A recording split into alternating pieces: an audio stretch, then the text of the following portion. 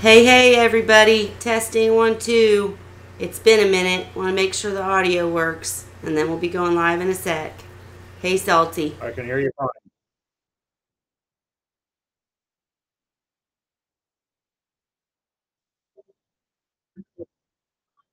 I see Lucy's on.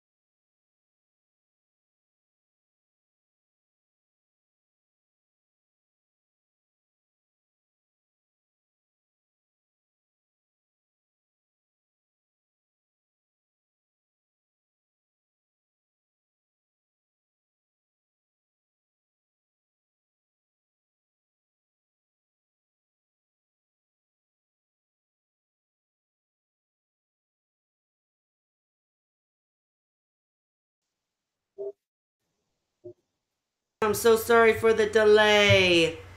Welcome to Wine Wednesday. I'm still a little under the weather, so sorry. It's been, if you missed me terribly last week, I really apologize. I certainly missed all of you. I put a link up already because this is an open chat, so feel free to jump on in. Tell me what you've been up to. I've missed everything, all of your videos, all of your experiences. I'm going to spend weeks catching up. It's going to kill me. But anyways, feel free to jump in. Tell me how you're doing. Hello to Dan. Hello to Lucy, Salty, Tim. Hi, everyone. And I'm hearing an echo. If anyone else does, let me know. If you missed me terribly last week, anybody else hear an echo? Okay, well, anyways, I have Ray and Lucy with me, and whom else? Tim has joined us. Welcome, Tim. Who wants to start? Who wants to tell me what's been going on? What's been going on with you, Ray? Well, nothing been going on. It's just I've been doing some thinking the last few days with respect to the that homemade scrubber. I noticed that when I first put it in, it wasn't doing a heck of a lot as far as keeping the tank free of algae, or at least slowing it up. But as the scrubber became more populated with the algae on it, then it slowed up the accumulation that's on the display tank glass. And it got me thinking, every time I've seen a video where someone was showing their version, or even a commercial version, when they clean it, they scrape down the whole pad that the stuff's growing on. Okay. And I started thinking that, to me, that kind of defeats the purpose, because then you're starting off again where you have it going slow and it's not working as hard. Why not clean it twice as often and just clean half of it at a time? Right. So I'm just thinking I'm going to do that experiment. I'm just going to clean half at a time and see the reaction that I get in the display tank. Because I always get a buildup coming on the glass anyway. But I've noticed that it's a lot less, it's accumulating a lot slower now that there's a fair buildup in the scrubber itself. Okay, so basically you're saying that, so basically you're talking about cleaning half, leaving half, so that you're never without. Yeah. Yeah. Oh yeah. That's how my scrubber's built. My scrubber's actually built with 2 screens, so that, because yeah, it's a big problem if you clean all of it. What were the problems you were having? Well, I wasn't having well, I always get algae on glass, but I have had that ever since I started the saltwater hobby. Excuse me, the saltwater hobby. Mm-hmm. It's just that it builds up faster with the seahorse tank, I guess, because the amount of food going into it is a lot greater than what it was for any reef tank. Gotcha. Reef tanks that I had. You know what? I wonder if it's So me. I need to mute the site. I've never seen a scrubber that has 2 pads. Oh, well, you're going to have to watch my video then. No, I've actually got some more coming out, but I actually show my scrubber, and it's pretty cool. Actually, a friend of mine made it for me, so it was homemade, and it's literally, well, he made an entire plastic piece where it's got a drip tray, comes down at an angle, and it goes on both sides into like a triangle with the screens like this and the lights on top of it like this, and then it goes down to another section underneath where I can have, you know, rock or rubble or copepods or whatever I want, and it works really well. I mean, like at first I had the slime algae and all the stuff that, you know, suck about starting a scrubber, but then just like what you're talking about, I don't have any problem with algae on the glass or anything like that, because If I notice it's getting really thick, then I'll just clean more often. But I definitely clean one slide a week and leave the other slide full, and maybe trim a little bit, but I always have algae doing its job down there, and then I've got the other side clean to soak up some more, because you're right, if it gets too thick, it's going to keep growing all over. You're absolutely right. So I like that you're thinking of this, and you're going to have to update us. Let us know, how do you think you're going to do it? Just do half and half, or what? Yeah, just scrape it down one half. Gotcha. I mean, that works too. It's not a big one. It's, I'm just looking at it here. It's about 8 or 9 inches wide and about maybe 12, 13 inches high. Gotcha. And it's on one end of my sump. So it's a 20-gallon tank, the sump is. And this thing fits all but about 2 inches of the height. And it fits almost the whole width. Yeah, I mean, that's with my scrubber, it takes literally half of my sump. So to do it, do it up fancy takes a little room. But I'll send you a picture of mine, or send you a link to the video or something. In fact, guys, I know, just to let you guys, everybody watching know, I've seriously been dreadfully sick, but I have been going to the doctor and getting better, and I have been working on the website and some other things. So everything that I've said is coming. And I did want to see Tim is Tim still in the chat? Tim, are you wanting to say hi? What's that? I'm sorry. Oh, I just was going to say hello and welcome you to the channel, and what's going on with you? Oh, not a lot. So just looking at guides, and yeah, that looks like a nice upload scrubber.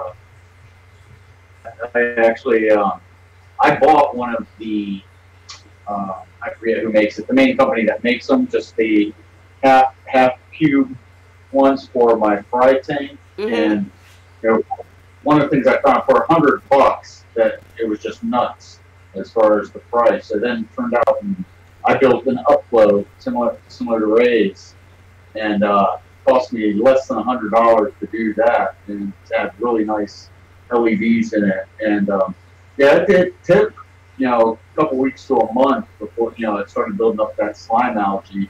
But I was actually just talking to Lucy and mentioned I haven't cleaned the glass on my reef tank in probably a month now that I've been running that, because it really does not get algae build up on that. And there's also a frag tank that's connected to the same sump, and neither of them I've had any algae buildups on the especially on the glass. Yeah, I mean, they're such a remarkable resource. I couldn't agree more. I'm trying to think, actually, the one of the companies that makes them is actually a sponsor of my site. So this just shows how sick I am. I can't remember their name. It's like starts with an M.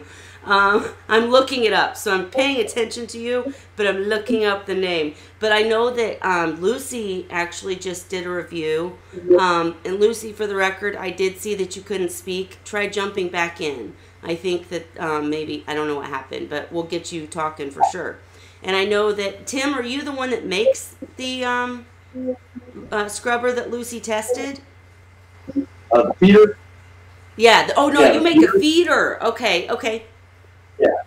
Okay. All right. Well, I was dying to say the name of this stupid scrubber maker, but I'll put it in the comments later, guys, or I'll look it up when we're chatting. Tell me about your feeder, Tim. I know we're going to release a video about it, but tell me about it.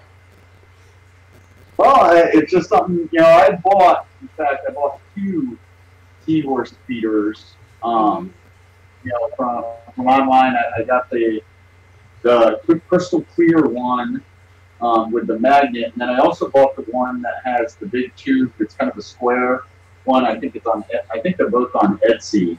Okay. And the square one was just, me, it was a pain in the butt. It was too hard to clean.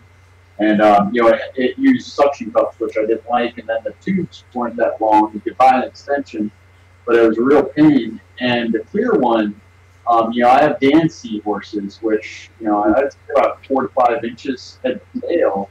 and the clear one was just too deep, and the hitch was too low to where they couldn't hitch on it and actually eat from the bottom. Sure. And so, I kind of bought a 3D printer for Christmas, and I was like, well, you know what, I'll just kind of design my own. And, one of the other things with the crystal ones, it's got a round magnet. Okay. So when you bring it in there, the feeder itself can tilt. And you basically have to, stick a poker or something in there to keep it upright.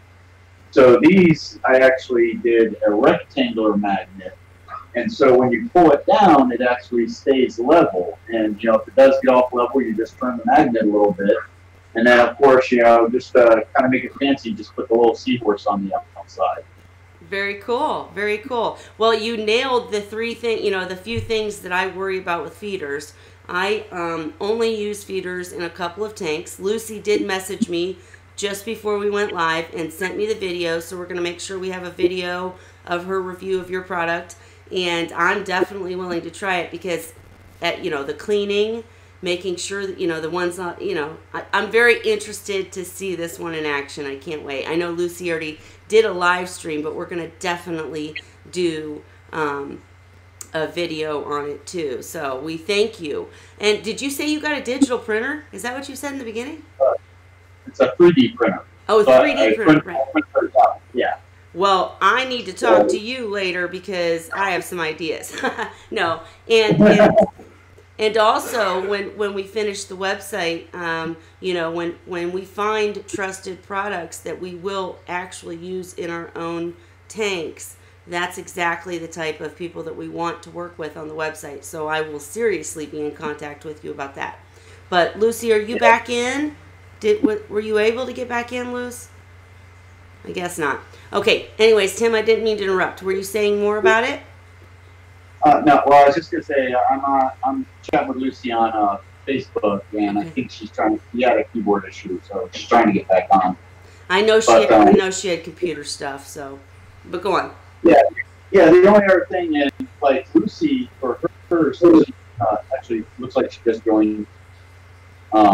But she wants a little deeper. Like I specifically designed mine to be pretty shallow. Mm-hmm. It's in millimeters, about 3/4 of an inch tall. And one of the reasons I did that was I have a pretty big cleanup crew. So when I feed them, I turn off the power heads and everything. But then when I turn on the power head, it's low enough where it blows the food out, so that the cleanup crew can go ahead and eat everything, so it doesn't sit in the tray, sure. all day. Sure. Makes sense. Well, and that's something you could actually do is, you could probably do custom work if you felt like it, right? I mean. Oh, yeah. I'm actually, I told Lucy I'm dead serious about it. I'm going to design her one that's about 3 times as long. And she wants a little bit taller before her fry tank, because one of them, if you watch the video, one of them's just not enough for all her fry. So sure. I'm going to make one, and it's kind of be funny because it's more like a horse trough, and but for her seahorses. For the horses. Yeah, I'm gonna make one exactly, but about probably 10 inches wide. Where I think it'd be pretty neat if they could sit up there and hitch and all have room to eat. Yeah, absolutely. For people with more seahorses. Well, yeah. Well, Lucy, I see you're in here now. If you figure out how to talk, please talk. She had asked me before we got on tonight to send the video, and we just didn't get it done in time. So we'll make sure that there's a video showing this. Lucy, if you want to jump in and put your camera on the one that you have now, feel free. If not, we'll be sure to be revisiting this subject because we're always interested in these types of things. And I did, I'm sorry to jump around, but I did have a question from the audience. Dan wanted to know, has anyone seen a decrease in the biofilm when using an algae scrubber? Excuse me, define biofilm. You're talking about the algae growth on the glass? No, well, Dan, what do you mean by biofilm? That was the responding question. But go ahead. I was going to say like dinoflexolates, like the green biofilm, or excuse me, brownish biofilm you get. I'm wondering too, and we'll wait for Dan's response. But he, with seahorses, and because he's a breeder, I'm guessing he's talking about the biofilm. That maybe not the algae on the glass, but the white biofilm that kind of gathers. I had a big problem with that in a seahorse tank because of the fact that just organics are so high, and blah blah blah. So I don't know. If you meant that, I've never had anything white. I've only had the sort of a yellowish and greenish algae that builds up on the glass. It'll also build up on the artificial decor that they hitch on too. Mm-hmm. But for those, I bleach them every once in a while, and then use the Chlorimex to rid the bleach, and then throw them back in the tank. But Gotcha. for the glass, it's made a big difference since I've been using the scrubber now. Well, yeah, absolutely. And I did want to mention, I'm kind of trying to sneak and look this up. Apologies that I did not have it on the top of my head, but Santa Monica Filtration gave away a bunch of their really cool scrubbers at the Marine Breeding Initiative last year, conference last year, for Seahorse Whisperer Society. So they make some great ones. I know that SB Reflights is now in some partnership to make, SB, I guess. I wonder what they call themselves as a store. They were SB Reflights. They've expanded. Now they have all these partnerships, and they're making scrubbers and doing the lights over the scrubbers and things like that. So there are all sorts of options, but I think it's really cool when we find somebody like Tim who takes the ideas that are out there and makes something unique and that's different. Okay, Dan did answer. He said when he was talking about the biofilm, he meant the slimy stuff that comes from the organics. That's what I figured he meant. I personally have seen a decrease in that. Like I don't get that biofilm in the tank that has the scrubber. But the sump's nasty. I mean, I didn't get anything like that before I had the scrubber. Really? Yeah. But then again, I change the water once a week. I'm trying to read all these too. And I'm Natural Blue said, Dan, do you think using probiotics could reduce biofilm too? I have a DIY reactor scrubber on mine. Dan said it can, but it also can create its own if it's overdosed. That's actually what happened to me, is I overdosed on probiotics. And so, but that was in a separate tank. In the tank that I have the scrubber on, I just haven't really had that issue with the slimy biofilm that you're talking about. So, I'm not sure if anybody else has. Do you know what he means? Like the slimy, I don't think it's really dinos that we're talking about. Do you know what I mean by that, Tim? Like the slimy white gunk that kind of builds up? Yeah. Have you noticed? I would say it has, in fact, and I've noticed that, that particular grow around the algae scrubber, especially when they were starting off. I used to have that because I've got a 16-gallon frag tank that's hooked to the sump, and I've actually got a chocolate chip star in there that usually takes care of that stuff. I would say I have seen a reduction, but I'm also running, like GFO and stuff like that. But I would say it has reduced it. I agree, and I actually forgot about the fact that, the beginning stages. I've had my scrubber going so long that I forget about the awful break-in period. It is pretty terrible. And there's biofilm everywhere. There's everything everywhere. But, so I hope that, I know that didn't really answer the question, Dan, I'm sorry, but I would have to personally say yes, just because of the fact that it grows all that stuff. And it eventually turns into the, fluffy green hair type algae that we're growing on the scrubber, but it goes through all the phases of all the algae as it breaks in, and then it just basically becomes the best algae you can have in the sump to outcompete the stuff in the tank. So I would definitely say there's a decrease in any biofilm if you had it already. Once you add a scrubber, I would definitely agree with that. And I used GFO for a year and a half and never noticed the difference that I've made with the scrubber. you said you haven't noticed a difference in anything? With the GFO, Oh. I never noticed much of an improvement when I started using it. And I used it for a year and a half, and then when I built this scrubber and put it in, I took the GFO out, and the difference is night and day. Using natural stuff, man, it works. And different things work for different tanks. You know, it does depend on how many seahorses, what you've got in the tank, what you have to, you know, if people that have coral or, you know, different things in their tank, if it's not just seahorses, then they might need things for different reasons, like soft corals letting off, you know, things that only carbon can take care of, or when phosphates are really, really high but nitrates aren't. I don't know. That'd be a really good experiment to see how a scrubber would compare to like GFO and those types of things in reducing nitrate and phosphate, and whether it depends on if they're uneven. I'd be curious to know that. But well, I think you're looking at two things there, Kelly. Is GFO is mainly phosphates. It's right, that's what I'm saying. Oh, go ahead.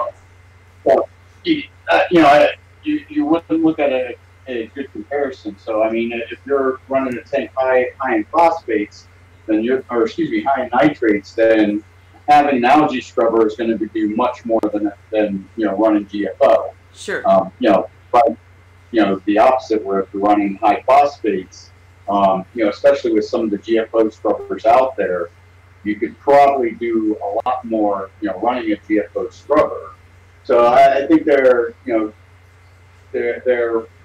for two different purposes. Right. In my reef tank, I was running high phosphates, which is why I added the GFO. Mm-hmm. The upflow algae scrubber, I added after that, and that was mainly, more for the nitrates. Sure. And I'm sorry. I appreciate I truly honestly appreciate the correction, because that's what I was kind of trying to say, but I was often, talking to myself land because I was thinking it depends on if you're talking about a coral tank or what you're trying to, thank you. That's exactly the correct answer. I agree.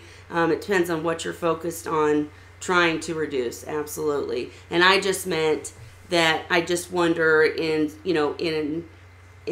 seahorse tanks specifically, which ends up being the highest issue, phosphate, nitrate, etc. And again, then it depends on what all's in the tank and blah, blah, blah. So I don't know, but it's interesting that you didn't notice any difference, Ray, once you took the GFO offline. I guess that means that phosphates was never your problem. With organics, man, they're made of so much. I measure with a Hanna checker. It's the ultra low one. Yeah. And I had some problems until I realized I had to warm up the water a little bit to get the reagent to dissolve in it fully. I was getting errant readings until I started warming up the water before I did the test. But now I'm getting consistent readings like between 18 and 27 parts per billion. Wow. So you found the Hanna. How much do you heat up the water, right, for the Hanna? I find it hard picking up your words there, Tim. It's kind of natural. How hot do you heat up the water for your Hanna? How do I heat it up? Or how hot? About 90 degrees. Okay. Now, I found with the Hanna, the big thing for me that I was getting inconsistent readings is, you have your part one where you measure it without the reagent, and then you measure it with it. And I found that if you did the first part and had it measured, but then moved it to maybe, a different location, then that would almost always give me weird readings. And I found that if you do both parts of the readings with and without the reagent, you'd get a much more consistent reading. So I had a problem with the reading before I put the sample, put the reagent in with the sample. Like when you do the first test to zero it, I've never had any problem at that point. My problem was I was getting inconsistent readings, and I think it was partly due to the fact that the water is cooler than, say, a reef tank would normally be. But I talked with a few other people around here that have the same kit. They don't have seahorses, but they have reef tanks, and they were getting inconsistent readings also. And so only one guy that I actually made direct contact with, he come over here to see the seahorses, and he brought his kit, and so I had him show me what he was doing. He did the exact same thing that I was doing before I started warming the sample up. And when I look at it, and I put the cuvette underneath the microscope, and you could see tiny little bits of the reagent that had not dissolved, and that's what causes the reading in the Hanna tester to get a false or an errant reading. And so I showed him.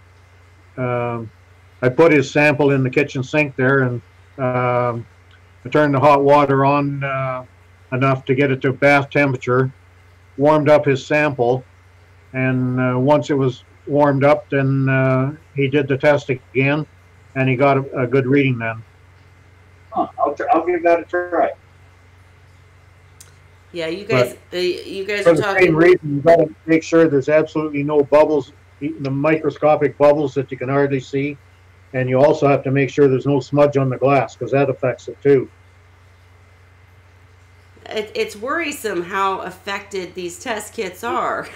I get different readings all the time, and I have every single different type of test kit. So you just taught me something about the Hanna too. I didn't know that either. So interesting, very interesting.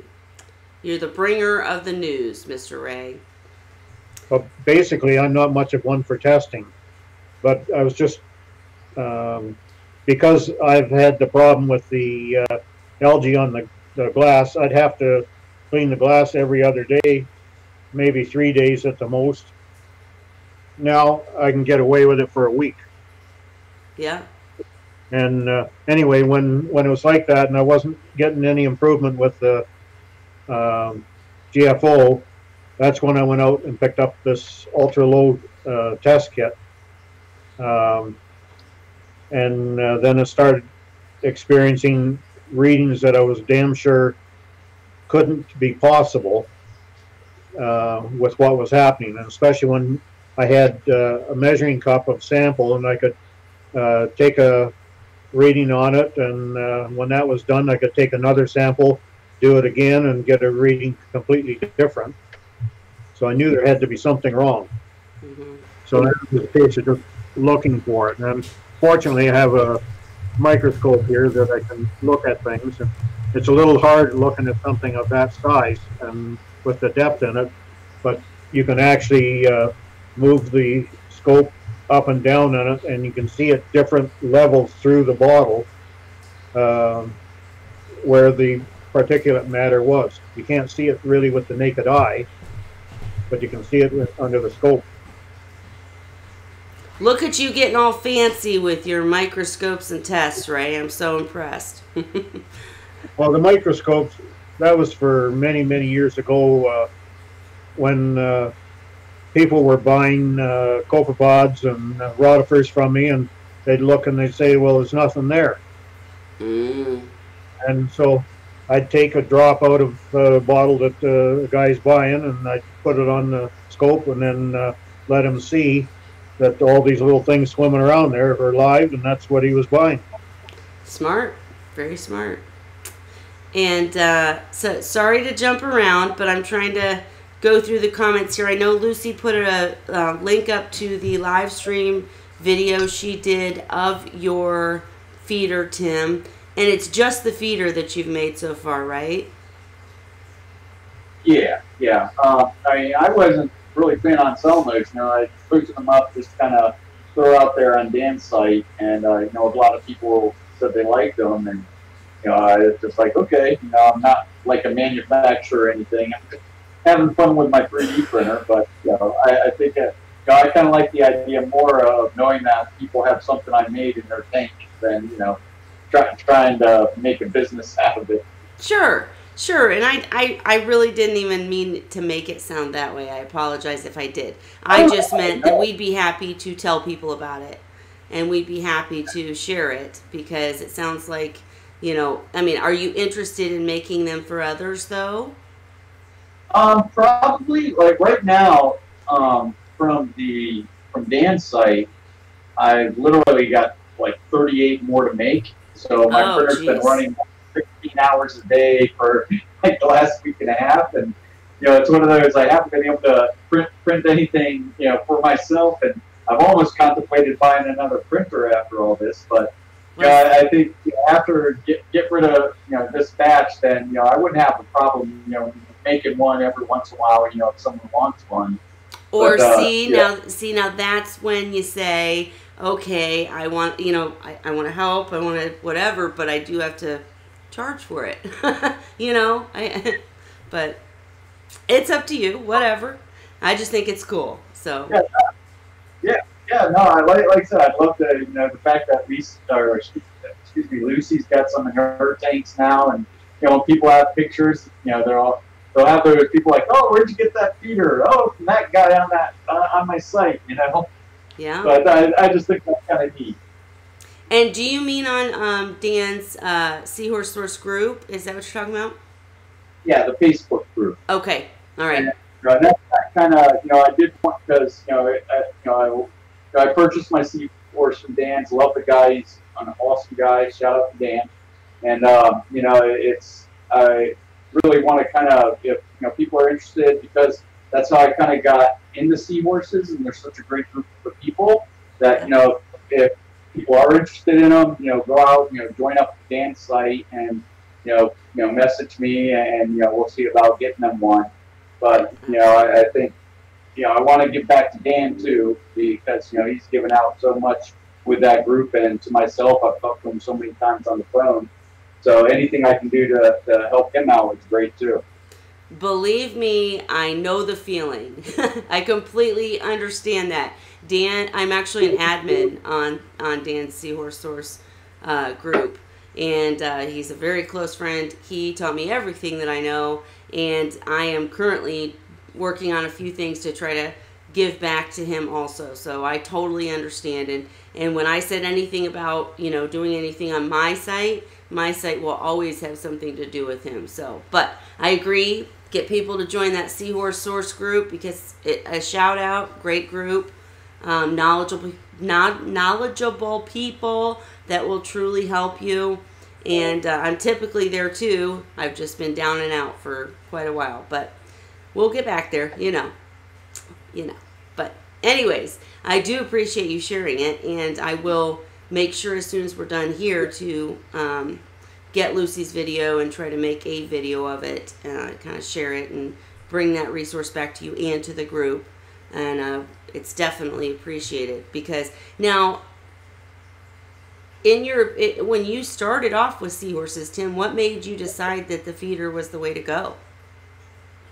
One, I'm a very minimalist person, so I definitely don't like putting a lot of food in the tank that's going to get uneaten and all that. Sure. A lot of people, they don't like a lot of extra fish or stuff with their seahorses, so it's a much easier way to contain it.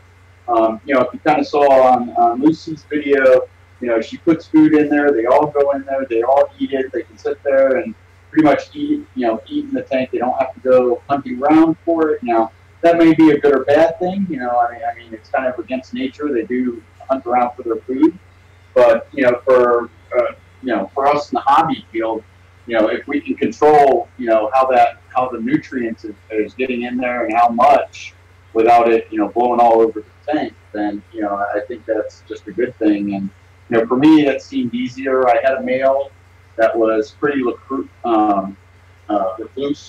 And, that kind of, he knew when it was time to feed, he could go up to that feeder, no matter where he was, and he could get some food. My female, she was a little bit more active, and sometimes she wouldn't come over when I fed, but she knew, if she goes over there 15 minutes later, there'll be food in there for them. I have some pipefish in there. In fact, the pipefish started looking in the seahorse feeder for food. Wow. So, it's I just think it's in a sense it's a good idea that it keeps it all in one place. If you have a cleanup crew with crabs, the crabs might get some of the leftover, but the majority of it is there for the seahorses, and they don't have to worry about the crabs trying to steal it. Sure. Crabs too, because crabs could cause a problem nipping at seahorses. But no, I completely agree with you, and I do different things in different tanks, but I can totally see your point. And there are a lot of people that will say that they need to be more active or more natural. But to be real, one of the main reasons that all of this is okay, and the reason that we're all able to keep seahorses, is because we're keeping captive bred seahorses that were born in aquariums and used to aquarium life. So you're not, they're not, I don't know. I'm not a scientist. I can't say they have some, inborn, need to hunt or whatnot. But I think the feeder's a great idea, and as it's working so well, it obviously is a great idea. So I'm anxious to try it myself. I'll be talking to Lucy on the side here very shortly, but I can't wait to see it. And I'm sorry that I missed it. Like I said, I've just been under the weather. And with the feeder, have you ever experienced any seahorses that didn't take to it right away? Well, I've only had the two, and both Okay. of them took it. So I can't speak for too many. Lucy'd probably be better on that. Sure. I kind of joked around with her the next day. I was like, "Did you leave the seahorse feeders in there?" And she snapped a picture, and a couple of them, in our fry tank, there were probably like 6 or 7 hanging on it. So I think it's going to be the nature of the seahorse too. My male, Sure. he probably wouldn't hang out on it because he liked to go into like a corner and kind of sit there most of the day unless he was chasing the female. But so I think it's kind of the seahorse's mentality too. Gotcha. And I saw in the comments that I'm a Natural Blue said you've tried feeders, target feeding, and broadcasting, and you're currently broadcasting and target. Just out of curiosity, any reason for that? Or is there anything that you dislike about feeders? Like I said, the few things that I truly disliked about feeders are things that Tim has already addressed. The ability to clean them well, the ability to position them well. The cleaning is the big deal, because the first feeders that came out, if you guys remember, the first feeders available from, I don't even know the name, and I probably shouldn't say it anyways, but when they came out, they had to stay in the tank always. They were very difficult to clean. You couldn't remove some of the pieces, and you got to think that's just a trap for stuff, So having a feeder that you can clean well that changes things for me, anyways. And Lucy said, I've tested on seahorses that never saw a feeder. First try, complete success. Lucy, you're the chick that feeds seahorses out of nets, okay? You don't count. No, I'm just kidding. I'm totally kidding. But no, that's great. That's awesome. That just shows, that it's a very it's a workable method. So very good, very good. And I apologize to him again that I didn't get the video up, or we'd show it right now, but I just don't have it yet. She put a link, I think. But, no problem. And always just hit me up on the site, and I can add you to the list. Okay, yeah, absolutely. Absolutely. So what has your experience been with seahorses so far? Aside from learning and deciding to make them a feeder. I mean, what do you think? As someone new to seahorses, that I love hearing from new people and hearing, how their experience has gone and what they think of it so far. Is it equivalent to reef tanks to you, or what? Easier, harder? No, I mean, yeah, my reef tank, I've had, over 10 years, and, I've had fish in it, especially when I first started it, that you kind of get attached to and like, and you learn their personalities. And, I think with seahorses, it's a little bit more like that, to where, my reef tank now, I've got 40, 50 different fish in it. I'm not naming those guys. And, I know them, I love the fish, but you don't get close to them. Where seahorses, especially because you're only going to have, a handful at most, you learn them a little bit better. You learn their little personalities and their quirks and everything. So they're a little more personal. They're great. And then, I've had fish that have spawned. I've had shrimp that have spawned. The seahorse had the fry, and I don't know if you've seen any of my thing. I'm still raising some fry in there, and so it's kind of, you learn, it gets you more involved because now you're raising them, things like that. So I definitely think they're definitely more personal than your average fish. Come to think of it, Tim, and actually, excellent points. I couldn't agree more. Seahorses just have this magical, special thing. They're the fish that nobody thought we could keep. Aquaculture has come so far. We're able to keep them sustainably and correctly and effectively. And, they're magical. I could not agree more. And now I've totally lost my question. Dang it. Let's see. I had a friend come by. You what? She's from inner. I had a friend come by, and she's from inner city DC, and she thought seahorses were made up. Right. People still don't know they are real. Yeah, and she couldn't believe it when she saw it swimming around and everything. And so it was neat just to see the look on her face. Mm-hmm. When she saw that they were real. Absolutely, absolutely. And yeah, I had a very good question. It completely left me. My head's still pounding. But let's see. You were saying about they're magical. Yeah, it's pretty much gone. It left me. Excuse me. Well, let's see. I'm trying to think what else I can ask you about the experience in general. Oh, no, that's what I was going to say. It came back. Ding, ding, ding. Light bulb. Yay. If I had my editing skills on me, I'd put a light bulb right there. Okay, so now I think I know who you are, because I've been on Facebook probably a total of 3 times since I've gotten sick. And, of course, when I do jump on Facebook, even for a second, I immediately go to Seahorse Keeping Made Fun and Seahorse Sources groups, because they're my two seahorse groups. And so I think I saw you post a few things. Are you the one that set up the fry according to the Cheryl video and according to Dan's videos about? Did I see your? Do you have a specific setup for fry? Yeah, I did I did one of the blue tubs. Yeah. And I set up a sump and everything, and I kind of put the build on Dan's site. And then my seahorses were very active, and about every 3 weeks they were having fry. So I added another 10-gallon glass tank into the same system, and kind of showed how I plumbed that in there. And so yeah, all those pictures are out on Seahorse Source. Gotcha. Well, no, I think I saw one where you were you were determining that you needed to add more, and it was so interesting to watch to see the post, because Cheryl Taylor did a video and an article, and Cheryl, of course, is another admin on Seahorse Sources group, and she explained that. I mean, you did a good job too. There's no comparison. I'm just saying it was interesting to see that people are coming around to seeing that that's the way to do it. It was very cool to see, and very interesting to see your post and see how you learned as you went and added. And so very good. I really like that you're posting so much information. Very cool. If you ever want to write some articles, we do that too. But anyhow.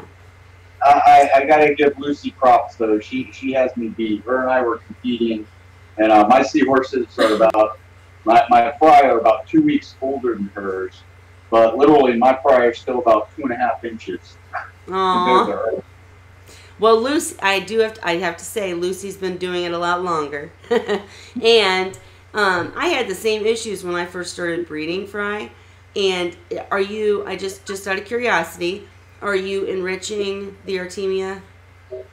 Yep, I was talking to Lisa, or chatting with Lisa tonight. I have 3 hatcheries going. So basically, one is 24-hour BBS that's being gut loaded with Dan's feed. Then I have one that's saltwater mixed the night before, and then one is fresh eggs mixed the night before. And then I feed the enriched fry or BBS to the fry. Then I put mixed Dan feeds in the salt water. Then I take the 24-hour and put that in there, and then start it all over again. And tonight, I've just been doing so many things that I actually mixed Dan's feed in with the salt water, then dumped the already enriched brine shrimp in there. Oh no! And then get back to the fry, and then realized it. So I had to start. I still had the eggs that were starting from 24 hours ago, but I had to start making the salt water for Dan's feed to put those guys in. And it was a total bond moment.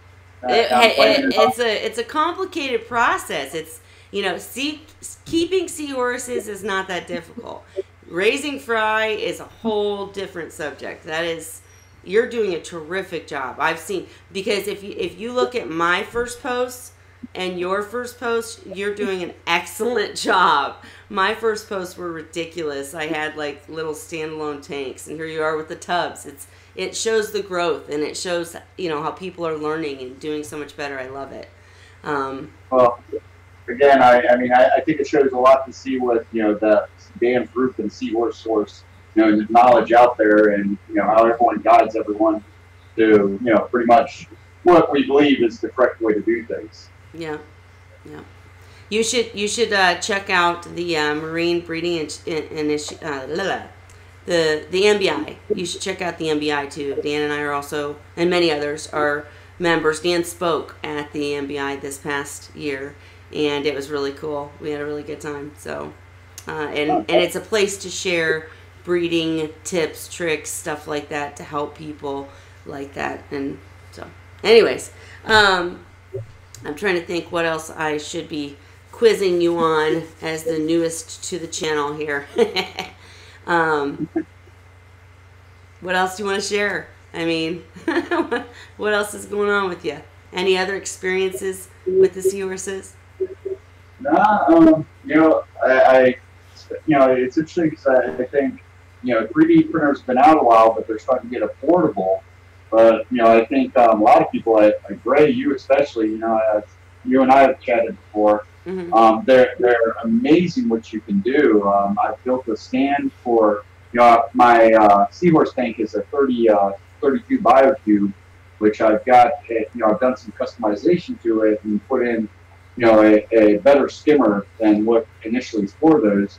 And I was able to print off a skimmer stand to go in there. Mm-hmm. One of the things when I get some of this stuff done is some coral frag holders and stuff like that.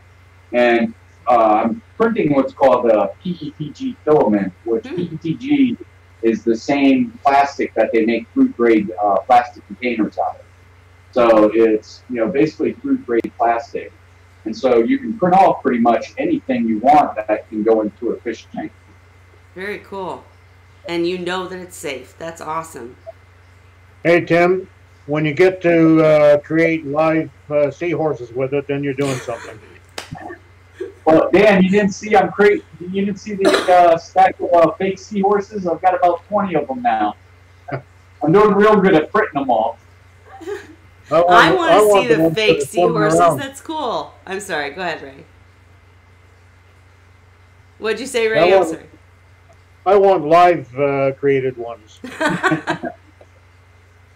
So do I. They just take a little longer to print. Right. Well, at least they wouldn't get any diseases. That's right. That's true. I was actually wanting to learn more about the 3D printer. Dan had told me about it, probably from talking to you. So this is great. How difficult is the process? I mean, you've explained it pretty fully, but I mean, you said they're more expensive. Are there more reasonable now to buy. Is it a pretty easy process, or is it like you have to constantly be replacing I've stuff? probably lost about a quarter of my hair since I bought the printer. Okay. Pulled it out. So I, just to throw, I'm a tech guy. I'm an IT guy. So I deal with this kind of stuff all the time. If you're not great at computers, then you're probably not going to do really well with one. Oh, then I'm out. No, I'm kidding. Go ahead. Go ahead. Well, I'm just being honest, because a lot of people think they're like, your standard printer where you plug it in and hit print and out comes a Word document. They're nothing like that.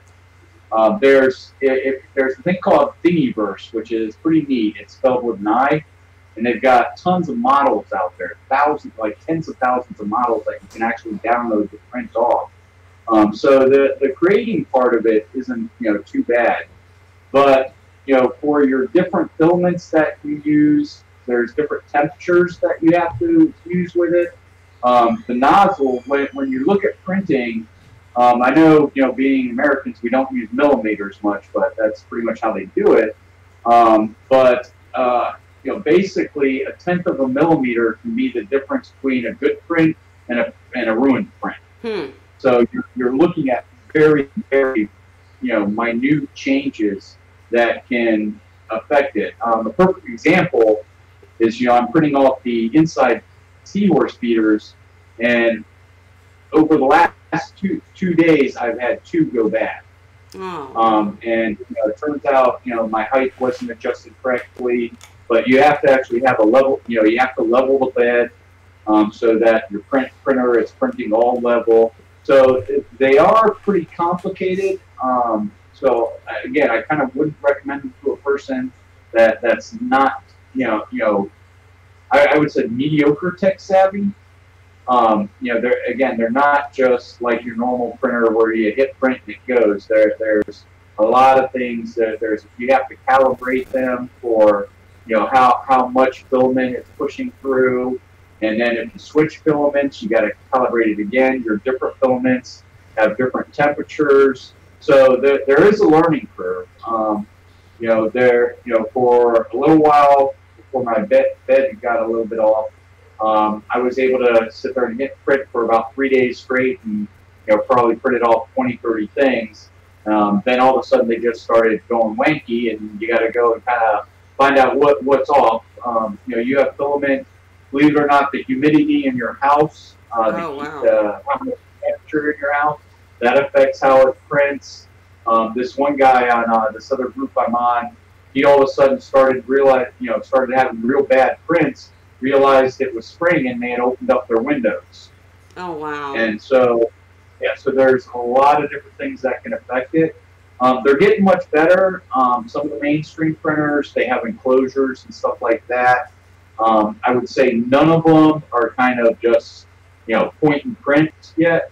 But a lot of them, you can call them up and they'll kind of walk you through how to set it up and everything. But to me, I think it's just the neatest thing because I've been in the business, and you guys probably know using egg crate and making different shelves and stuff for corals and put your rocks on and things like that. And to me, it's just neat because now I can just go and design whatever I want and just print it off. Mm-hmm. And looks a lot better than the egg crate. I was looking for. Oh, I found him. Have you ever heard of the fish guy on Twitter? Perchance. Not on Twitter, no. Okay, because he is a biomechanist, biomaterial. Anyways, he's working on using some sort of 3D printing stuff, like really high-end stuff, to do the entire fish database, and have that available in museums and on display and online of all of the fish, literally. And it's really cool. I did an article on him, and so when you're talking about how difficult it is, I'm just thinking, oh my gosh, this guy has to go through so much too. So I find the whole thing fascinating. The 3D printing, very, very cool. You should look him up. He'd probably love to work with you. And just kind of jumping around reading. I think it's fascinating, but you've convinced me that it's probably, I'm going to come to you to ask about these things and maybe ask you to do things or something, because I am not great with the computers and you've convinced me. It's a very cool thing, but until they get more, less tech savvy friendly, I'll probably wait. But I love that you're doing Well, it. your kids will probably be able to do it for you. Yeah, exactly. Isn't that depressing? They probably would. And Natural Blue did mention, I'm trying to read the comments as we go here, guys, that she had the problem of the recluse seahorse, and that's why she target feeds. Just going back to the feeder and, why to use a feeder and how to do it. And unfortunately, you, Tim, didn't have any issues with getting the seahorse to go to the feeder, and I know Lucy didn't either. So I'm definitely going to have to play with some feeders, because I have some really stubborn male seahorses. So I'm curious what it would take to get them to go to the feeder if they were not. Because I do have a few tanks with stubborn males that I do have to broadcast feed for that reason. So I'm going to have to throw a feeder in there. Lucy and I share, we're good. I'm gonna have to see how that works out, because it'd be interesting to see what it would take to train them onto a feeder if they're just one of the wilder stallions. But it's good to hear that most people don't have that problem and don't have that issue. Ray, you don't use feeders, do you? No, I got ticked off because I could always get some to eat out of it, but there was always some that couldn't. Yeah. It just absolutely refused. So I figured, well, if I got a broadcast for some, I'd just do it for all. Yeah. Actually, I'm kind of partial to broadcast feeding anyway, because the seahorses get much more active. They do a lot more swimming. Right. And whether it's a case of, like with humans, the more active you are, generally the healthier you're going to be. Maybe it's the same way with seahorses. I don't know. But I just like to watch them chasing down the food rather than going and sucking it up out of the dish. Well, the theory that I'm forming at literally, on the spot here, half sick, remember, the theory that I'm forming is that it might be the best of both worlds. You get a very well-built feeder that is easily cleaned, not a big pain in the butt, and actually works for the seahorses that will eat out of it. Or if you could train seahorses to it, then you could feed your frozen mysids or any frozen foods that you're going to feed in the feeder, and still provide that treat. Ray, you and I talk about how important variety in diet is, and feeding is in diet. If you give them an enriched treat of live foods, they'd still get the hunting. So yeah, maybe but this way they get it 4 times a day. Huh? If I feed the frozen 4 times a day, and so they're active at least for 4 times a day. Sure. No, I do hear your point. I'm just looking at how it might be good in both ways, because I personally my feeding schedule is I feed frozen 3 times a day, and then I typically give them some sort of enriched live treat. That's just the way that I personally do it. I think it kind of helps the diet to get variety, and I'm just seeing where if I put the frozen in the feeder, and obviously the live not in the feeder, then that would work out really well. So just thinking out loud. I don't know. And was there any? At the moment, mine are going without any live. What was it? At the moment, mine are going without any live. Well, it's doable. In between batches where I didn't get the backup batch going in time. Well, raising their foods is difficult. How are your seahorses, Ray? Anything? Oh, no, they're fine. No losses. Everything's good. Just that one that I told you about where Right. I cleaned the tank and didn't put the cover over the power head. Right. I know. I hear ya.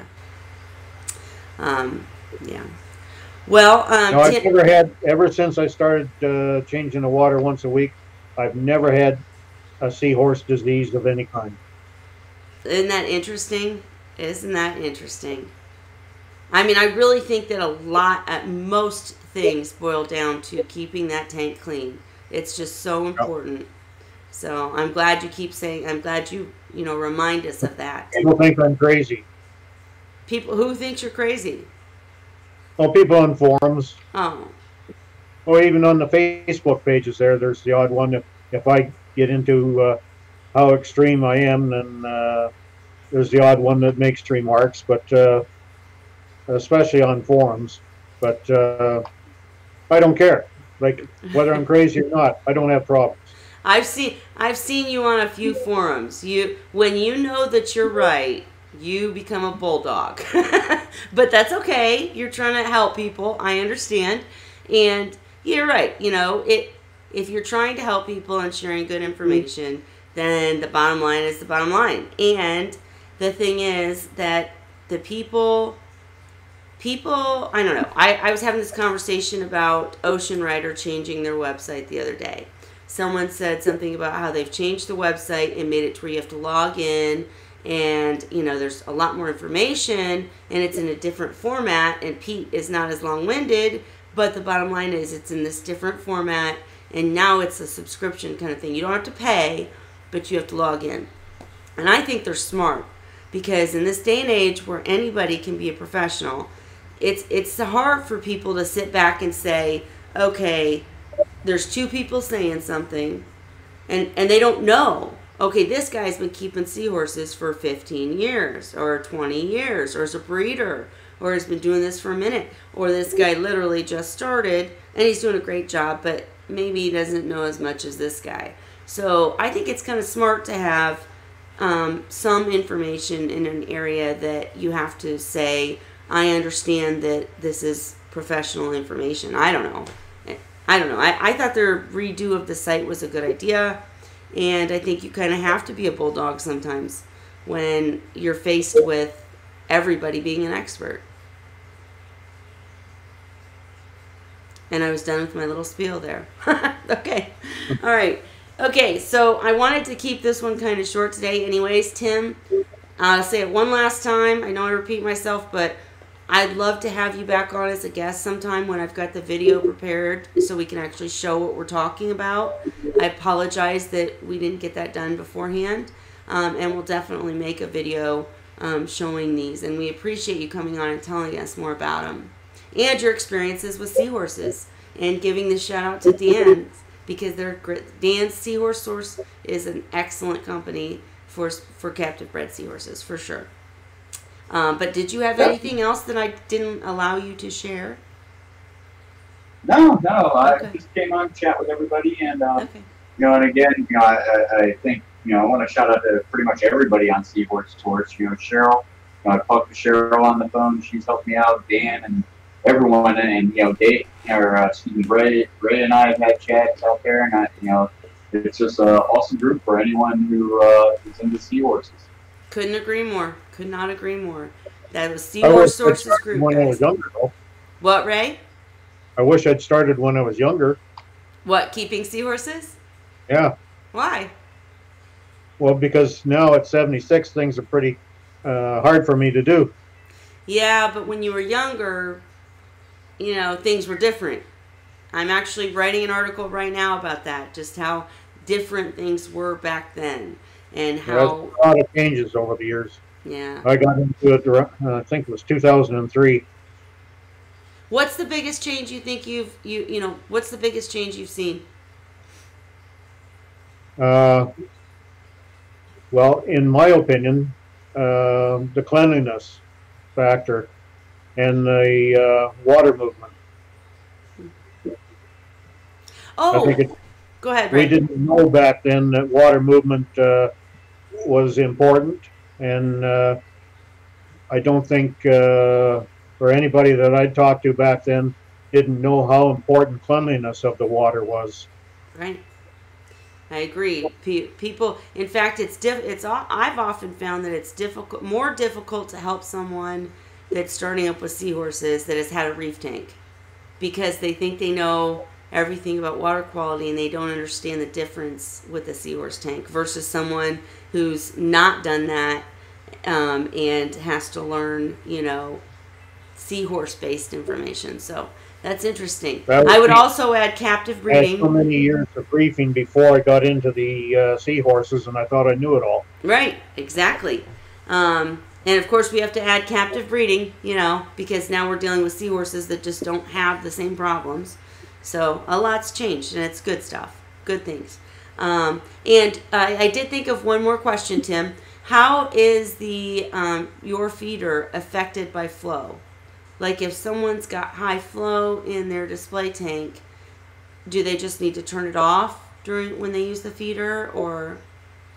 Yeah, for the feeder, and I specifically designed it like that. It, you know, because I didn't want food to sit in it, so it is kind of designed for, you know, no flow, low flow. Turn off the power heads. I've got my seahorse tanks on an Apex, so basically I put it on feed mode and it shuts the power heads down for an hour and then flips them back on. Sure. I'm going to be making another one for Lucy, not had it right the first time, Lucy, and she wants that one 2 inches deep. She's got a little bit bigger seahorses. Sure. So of course, you know, that being bigger, that one can probably, you know, handle some pretty good flow. I mean, they're going to have their limits, but if you fit your, you know, 2 inch deep cup, you know, you probably have some good flow going around it, and it wouldn't stir the food out. Yep, you'd actually be amused. In one of my first videos, in which I was discussing feeders, I had in one of my quarantine tanks, I used and it was actually it was to train seahorses onto eating frozen, and I had literally a Tupperware bowl attached with one of those algae scrubber or algae nori feeders. It was terrible. But so I'm sure we're looking at definite improvements, but I can see where the deepness would make a difference in flow. But you're right, it's just as easy as turning off the power heads. I just wondered. I was curious, but okay. Well, if nobody has anything else, I probably will cut it short. I'm sorry, guys. I just really still feel terrible. But next week, maybe we'll have Tim back on as a guest, or maybe we'll talk about something else.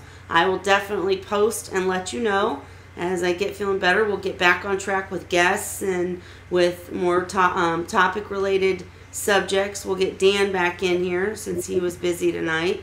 And Dan and I have a surprise coming. I won't share it, but there's something coming, y'all. Just wait and watch. And I'll say Happy Wine Wednesday to you all.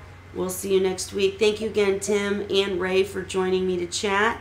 And I will follow up with both of you on both those subjects, and we'll talk more about them, of course, in the future. So, you guys got anything else you want to say at all? Don't take care of yourself. That's all. Get all yourself right. well. Thank you, Ray. And Tim, thank you again. No problem. Nice chatting with you both. Okay, and we'll have more on Tim's feeder in some videos and maybe in some more interviews. So stay tuned. Lucy, I'll talk to you in a minute.